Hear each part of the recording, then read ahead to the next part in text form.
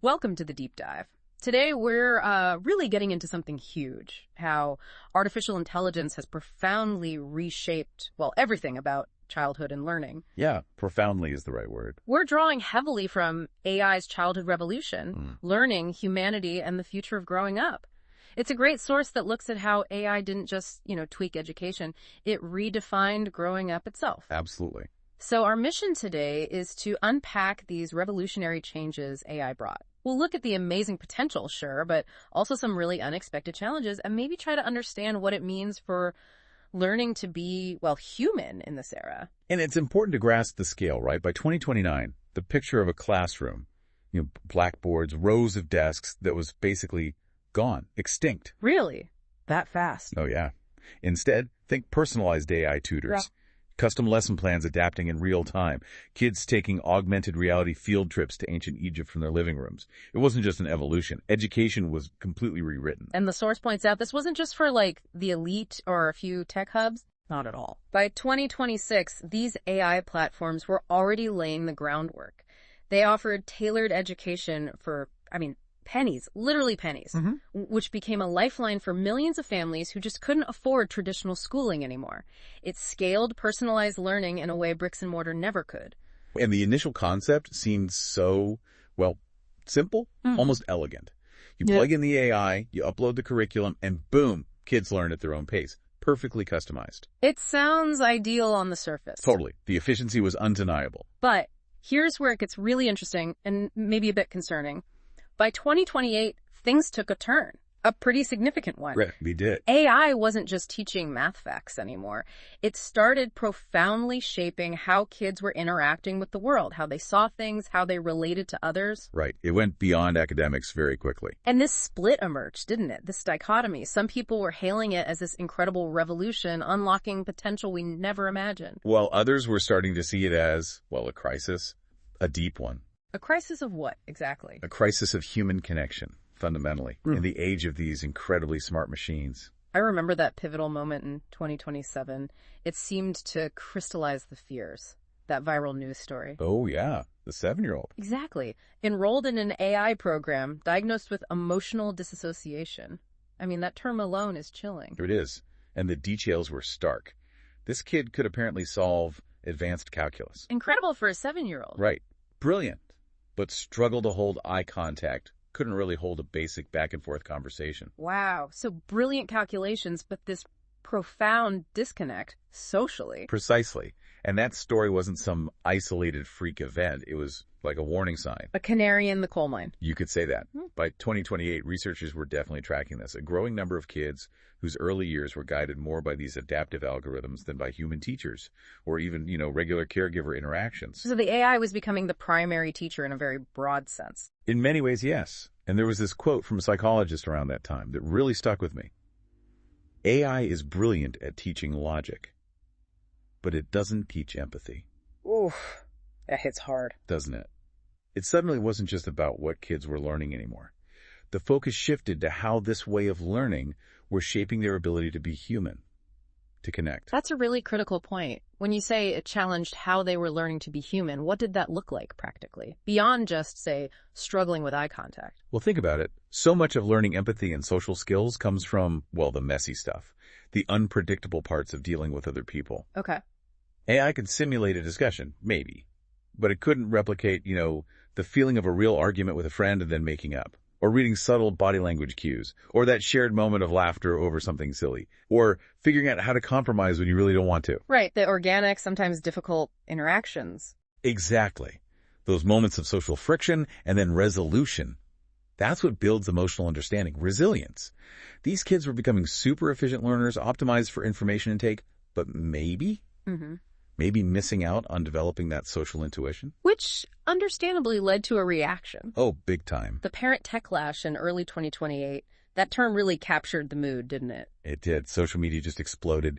You saw hashtags everywhere. Hashtag hands-on learning, hashtag unplugged childhood. Parents were basically demanding, hang on, what's actually in these algorithms? We need transparency. And maybe a return to something more tangible. Yeah, there was a real pushback. And the tech companies, they had to respond. Fast.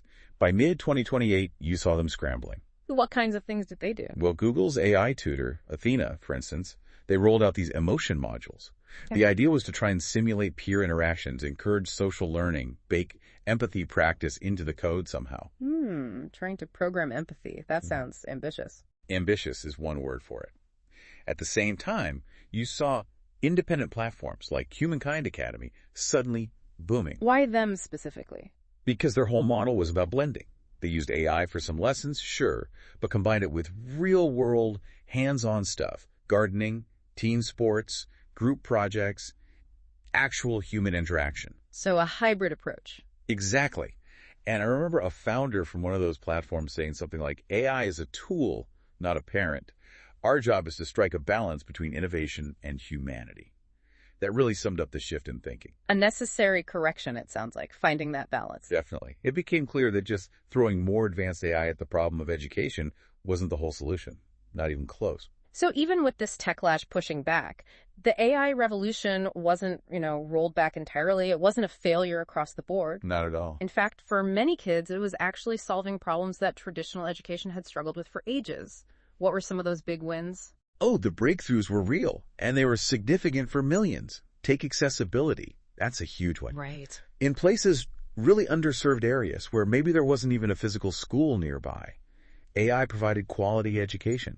You literally had kids in, say, rural India learning advanced coding alongside kids in Silicon Valley. That's incredible, breaking down those geographical barriers. Completely. Then there's customization. This was revolutionary for kids with learning disabilities. How so? Well, imagine an AI tutor instantly adjusting how a lesson is presented, the pace, the visuals, the interaction style, based on that specific child's real-time needs. It bypassed the old, rigid, one-size-fits-all classroom model entirely. These kids thrived. Wow, truly personalized. And the third big one was global collaboration. We started seeing kids, even as young as 10, working together across continents on actual projects driven by AI in real time. Building things together globally. Yeah.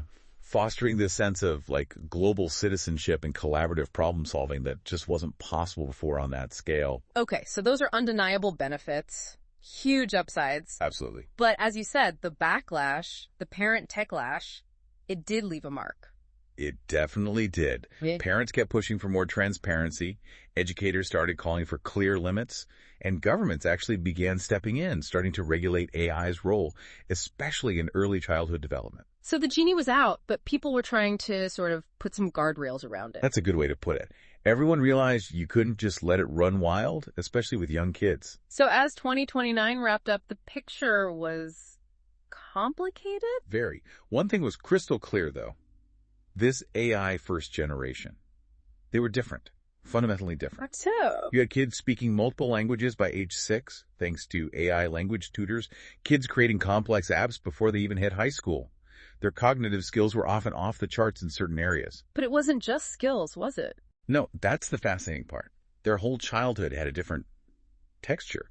It felt like it was shaped just as much by interactions with machines as by, scraped knees and playground memories. So development itself was being redefined, not just learning. Exactly. The milestones were shifting. Digital fluency, analytical thinking, these became almost like core developmental benchmarks alongside the traditional social and emotional ones. Which brings us back to that ongoing, still unresolved debate. Mm-hmm. Can we keep using AI to unlock all this incredible potential in every child without somehow sacrificing the messy, beautiful chaos of actually growing up human? That trial and error, the emotional discovery. Right. Or is the risk that the next generation becomes something else? Optimized, efficient, incredibly intelligent, perhaps? But maybe emotionally distant. Less connected. Yeah, it's a heavy question. It really is.